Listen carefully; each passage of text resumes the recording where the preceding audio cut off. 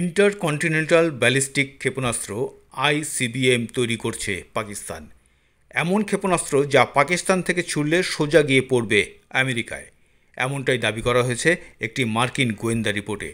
এই ধরনের ক্ষেপণাস্ত্র পাকিস্তান একবার তৈরি করে ফেললে দেশটিকে পারমাণবিক প্রতিপক্ষ হিসেবে ঘোষণা করে দিতে হবে ওয়াশিংটনকে, অর্থাৎ আর পাকিস্তানকে বন্ধু বলতে পারবে না তারা। মার্কিন পত্রিকা ফরেন অ্যাফেয়ার্সে এই গোয়েন্দা রিপোর্ট প্রকাশ করা হয়েছে। রিপোর্টে বলা হয়েছে পাকিস্তানের সেনাবাহিনী এমন একটি আইসিবিএম তৈরি করছে যা মহাদেশীয় মার্কিন যুক্তরাষ্ট্রে আঘাত হানতে পারে। আমেরিকার গোয়েন্দা সংস্থাগুলো এই সিদ্ধান্তে পৌঁছেছে। এই ধরনের ক্ষেপণাস্ত্র ভবিষ্যতে ভারতের বিরুদ্ধেও ব্যবহার করা হতে পারে বলে আশঙ্কা করা হচ্ছে। আইসিবিএম রয়েছে ভারতের হাতেও। এই ক্ষেপণাস্ত্রের পাল্লা ৭,০০০ কিলোমিটারেরও বেশি। চীন, আমেরিকা সহ একাধিক দেশ এই অস্ত্রের পাল্লার অধীনে রয়েছে। এশিয়া, ইউরোপের পাশাপাশি আফ্রিকার কিছু দেশেও ভারত থেকে এই মিসাইল প্রয়োগ করা সম্ভব। সূত্রের খবর, ভারতের সঙ্গে সংঘাতের পর অস্ত্রভাণ্ডার আরও শক্তিশালী করতে সচেষ্ট হয়েছে পাকিস্তান।